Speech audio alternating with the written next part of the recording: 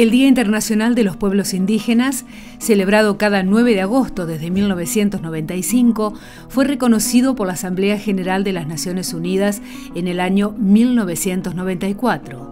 Conmemora los avances en la promoción y protección de los derechos indígenas y reconoce la importancia cultural, social y política de estos pueblos. Es un día, digamos, en el que se busca visibilizar los derechos de los pueblos indígenas u originarios. Entonces, lo que buscan es eso, volver a reconocer a estos pueblos, a estas personas y visibilizar sus derechos, ¿sí? Que tienen que ver con los derechos de casi todas las personas, el acceso a la educación, pero hay cuestiones particulares que tienen que ver con estos grupos, que tienen que ver con la identidad, los idiomas, el derecho del acceso a la tierra, poder permanecer en los lugares donde han vivido y desarrollado su vida desde hace muchísimo tiempo. Pero bueno, la actualidad también marca que muchos indígenas viven en ciudades o en contextos urbanos y eso no significa que no tengan los mismos derechos, entonces hay que tratar de garantizar, de vuelta lo voy a mencionar, el derecho a la tierra, al idioma, a resguardar y seguir trabajando en sus costumbres y su cosmovisión y pautas culturales. Y que tiene que ver con grupos que históricamente han sido vulnerados, digamos, y además de vulnerados y negados, han sido excluidos, siguen siendo considerados en buena medida como parte del pasado o que no existen, y la realidad es otra, afortunadamente. Ser indígena hoy, desde el punto de vista de los derechos y la estatalidad, te obliga a constituir una comunidad para que esa comunidad sea reconocida por el Estado a través de una personería jurídica. Pero hay muchas personas, familias o personas o individuos, digamos, que son indígenas y no constituyen comunidades. O hay comunidades que no quieren gestionar la personería jurídica. Eso no quiere decir que no sean indígenas y que no se identifiquen como una persona indígena.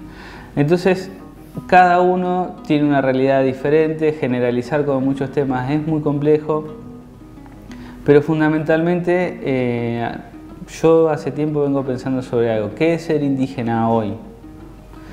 Entonces, ser indígena tiene muchísimas connotaciones positivas, pero para la sociedad en general no. Entonces, si yo me identifico como indígena, probablemente me sucedan tres situaciones. Una es que me pregunten qué apellido tengo.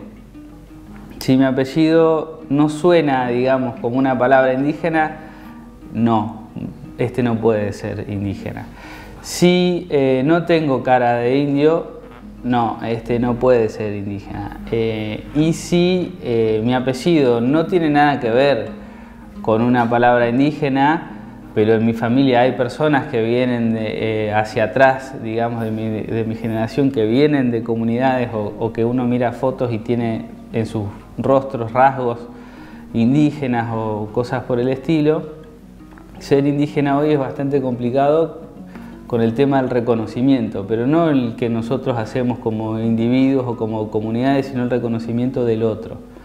Y más en estos tiempos donde ser indígena también es ser sospechoso. Si vuelvo a lo mismo, no, esto no existe más hace 150 años, ¿por qué ahora aparecen los indios? No son indios legítimos, entre comillas. Entonces ser indígena hoy es muy difícil desde ese punto de vista. Por supuesto somos ciudadanos pampeanos y argentinos, pero bueno, el reconocimiento de los otros hacia nosotros muchas veces es una barrera.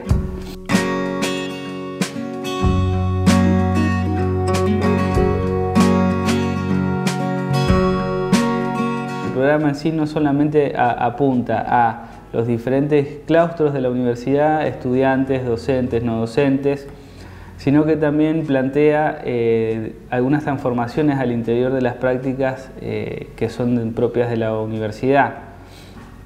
Primero, el tratamiento de este tipo de personas, la manera de dirigirse y también cómo se aborda la temática indígena dentro de las currículas de todas las carreras.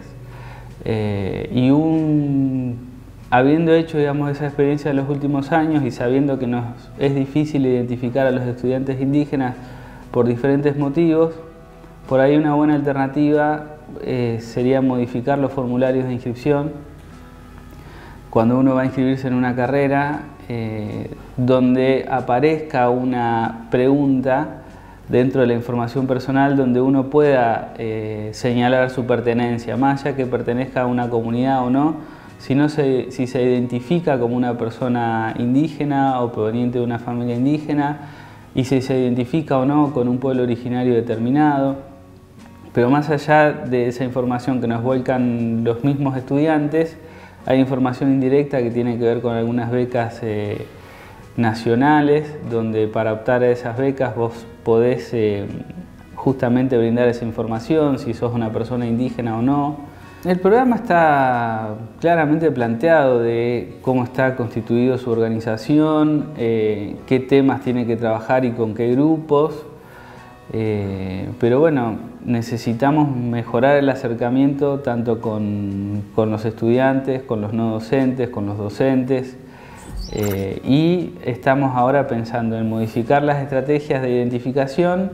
Contamos con información secundaria como la de las becas, pero estamos pensando en revisar, por ejemplo, los contenidos de las materias que se dictan, no porque no se tengan que dictar esos contenidos, sino cuál es el discurso que tienen esos contenidos hacia los pueblos originarios en general. Y desde mi punto de vista hay que hablar desde los pueblos originarios en el presente. La historia de los pueblos originarios está súper investigada desde muchos lugares, desde muchos aspectos: quiénes son, quiénes eran, qué idiomas hablaban, qué relaciones interétnicas tenían. Y ahora hay información interesante, por ejemplo, del último Censo Nacional de Población. En La Pampa siempre hubo varios pueblos originarios, digamos, no solamente uno. Por ahí es muy conocido el pueblo Ranquel, pero siempre hubo personas y comunidades vinculadas al mundo mapuche, al mundo tehuelche, ocupando distintos espacios en lo que hoy es el centro de Argentina.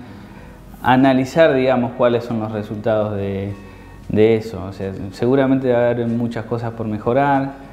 El vínculo con las comunidades se da a través de un consejo, pero el programa no apunta exclusivamente a las comunidades, que son de alguna manera externas al mundo de la universidad, pero muchos jóvenes indígenas de esas comunidades estudian en la universidad, y puntualmente yo creo que es momento para profundizar la mirada hacia adentro, quiénes son, de dónde vienen, cómo están, y sobre todo revisar qué discurso se replica en el ámbito universitario sobre las comunidades indígenas.